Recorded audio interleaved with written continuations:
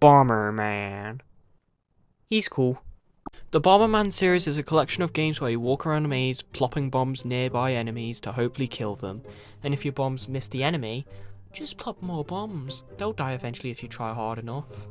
The series started in 1983 as a game simply called Bomberman. Though in Europe, due to concerns of the game being possibly associated with bombing attacks in the UK at the time, it was renamed to Eric and the Floaters. The concepts of the game were later expanded in the 1985 NES game that was also called Bomberman. Wasn't released in Europe this time. The sequel did, but under the name Dino Blaster? Damn, the series was really allergic to being called Bomberman in Europe for a little bit. Anyways, the Bomberman games are quite fun, especially the later games in the series and especially their versus modes. However, there is a Bomberman game that released after Bomberman 83, aka Eric and the Floaters, that predates the 1985 NES game. The main thing that makes this game special is that it's exclusively 3D. Today peeps, we're talking about 3D Bomberman. It's an acid trip. This 3D-ified version of Bomberman 83 released at some point in 1984 in Japan only for the MSX and Sharp X1, though the history behind this game and how well it received both sales and review-wise is quite unknown. My guess it didn't perform well in either sales or reviews, since a completely first-person view Bomberman game was never attempted again after this entry. Though would a first-person Bomberman game work?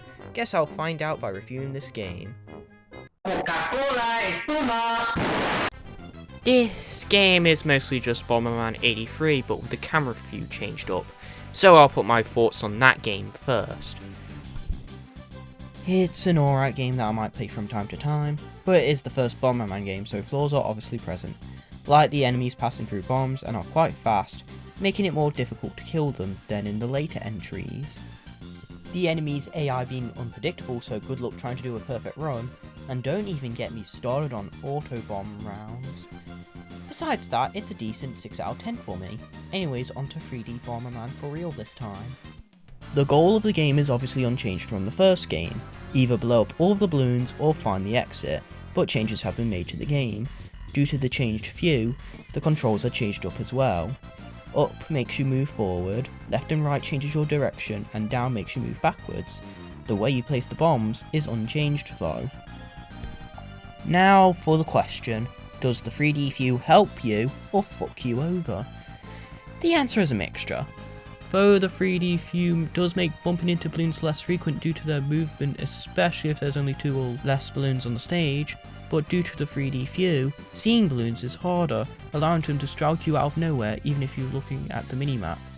Though the balloons AI now makes it so they're always looking for you, which makes them easier to kill them than in Bomberman 3, but harder to survive due to the speed being unchanged. Finding walls to blow up is also harder due to destructible walls looking the same as the indestructible walls, so only blow up walls if they actually block your path, unless there's a balloon nearby. The game itself though is actually easier due to auto-bomb stages being removed. Thank God! And if you find an exit, it actually moves you onto the next stage instead of just resetting the stage you are currently on. Just a quick note before the final verdict is that the balloons' appearances in this game are laughably bad, due to just looking more like squares instead of balloons. And due to the limited power of the consoles this game was on, they look terribly sprited in some distances, and when a balloon catches you or you stand near a bomb like an idiot, BAM! You're hit with a FNAF jump scare death screen. The balloons and atmosphere itself causes the game to look more like a horror game than an arcade game. Anyways, onto my final thoughts. This game is alright. It had an interesting idea, but a decent execution.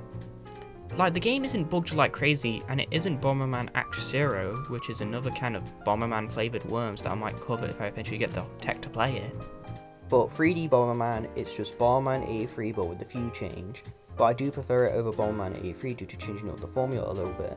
And at its best, it's quite a solid 3D maze game. Plus there's no ore bomb stages, which is another reason why it's better. If you can emulate this game, since there's no point finding a physical copy of this game, then I recommend giving it a go. I give the game a 6.2 out of 10. Apologies if the video was short.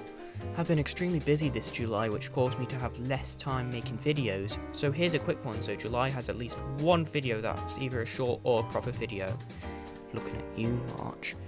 Anyways, this was ThatOneRaisin, and I'll see you in the next review.